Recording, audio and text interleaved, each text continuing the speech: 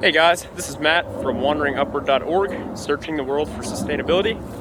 And what I want to do today is take you guys on a tour of the place where I lived for 9 months in, well, this last year, 2013. I've heard a lot of people talk about it. When I was thinking about starting to do it, I saw a lot of forums, people asking a lot of questions saying it couldn't be done, it was reasonable, it wasn't reasonable. Where I lived is in the woods here. This is in downtown Orlando. I found a spot that's at the end of a dead-end road that allowed me to park my car down there. And essentially, I set up a camp out in the woods, and I'll show you guys around it and hopefully explain that it can be done. I lived here 9 consecutive months, and I've thoroughly enjoyed it. Really weren't a lot of problems. So this is the main camp. I'll back up. And what I did is take that's a billboard tarp. It's like a fiberglass tarp that's coated in a like rubberized, some kind of rubberized shell. And I stretched it out taut from the trees. I used tie straps to tie it up there. And this creates a cover that I have my tent under, so that it wouldn't get wet and have to endure the weather. So I bought a cheap 2-person tent, and it lasted the entire time I was out here with no problems. Right here I have a shower that I set up. It is a crate, and the backdrop is a piece of a fence, and then I just framed the rest of it in, put a screen door on it, and put a little shelf in there. I had a 5-gallon jug of water that sat on there, and I would use a rag and just the water to give myself a hobo bath. And it worked great. It was not very fun in the cold, but if it was cold, I would take the 5-gallon jug and I'd bring it back out to the street, and I would set it and let it get warm, and then I could take a shower that way. So this is a little hangout area. You could put chairs and stuff and have a fire. It's like the front porch. So that's the whole setup. And I just like to talk for a minute about the logistics of it and some of the concerns that I had at the beginning, and the things that that I ran into that I found solutions for.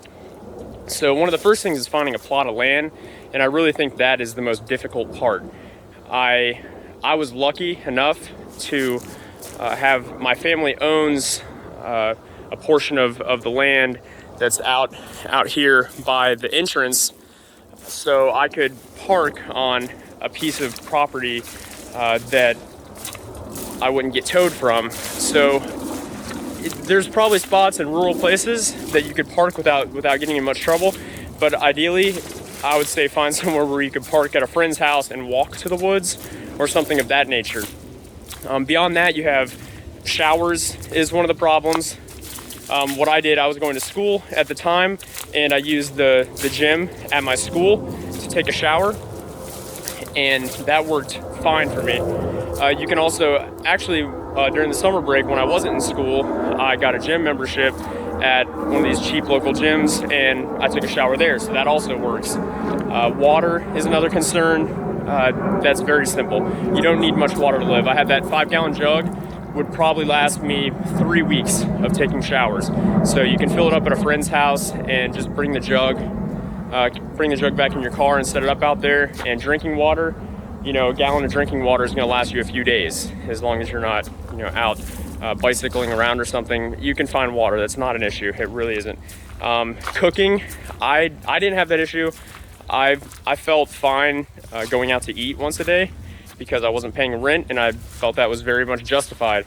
And in the morning, I would have some kind of cereal bar or a Cliff Bar, or I would carry around nuts, trail mix, things like that with me, and just snack on that throughout the day, and then essentially have one large meal that I would eat out and enjoy. So I don't really cook much anyway, so it wasn't a problem for me. I never cooked one time when I was out here.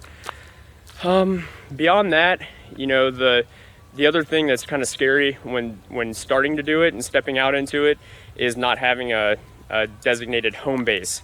So you'll end up, well, it depends where you are. In Florida, it gets really hot.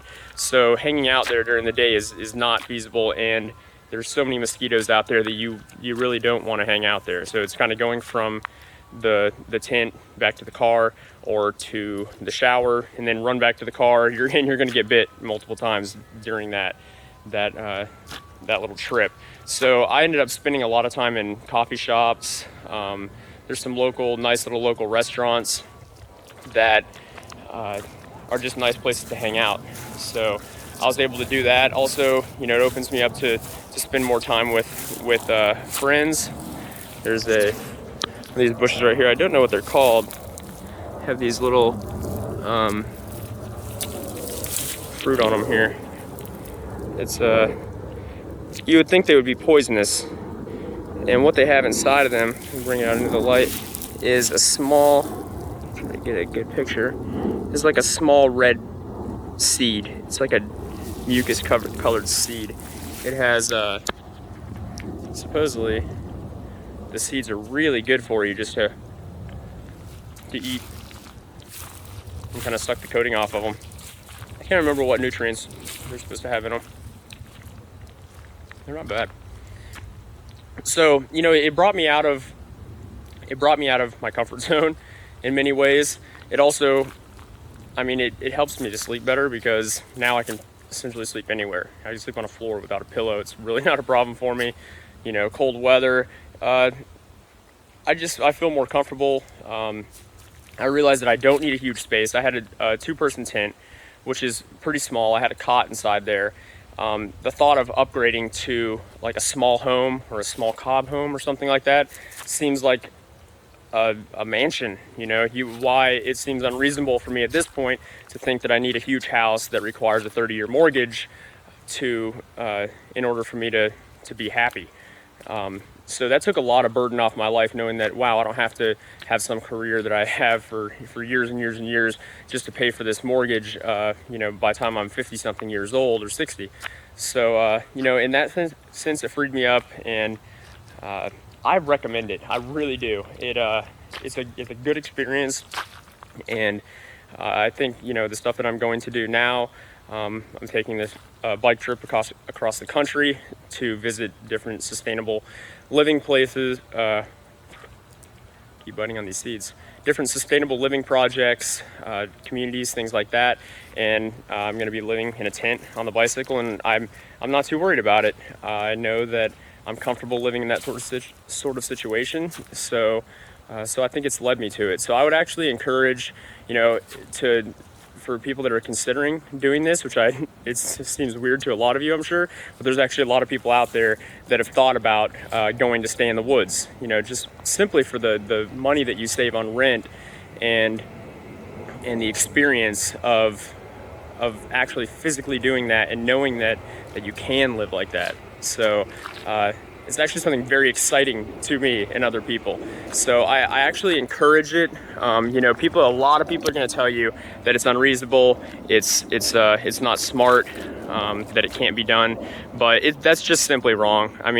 It's not really that big of a deal, even though it may seem like it. So thanks for joining. Stay tuned. A lot of cool stuff to come. So in a month here, I'm leaving on a trip to go stay at Sustainable Kashi, which is an ashram over in Sebastian Inlet, and they have a large permaculture, just a wonderful permaculture installation, sustainable projects going on over there. So that's going to be exciting to document. A lot of cool stuff I'm documenting here in Orlando, and then as I go on the road, there's just going to be so much cool stuff. So a lot of awesome people out there. I know you guys are one of them. Stay tuned. I'm glad to have you. It's an awesome journey, and I know you guys are with me the entire time.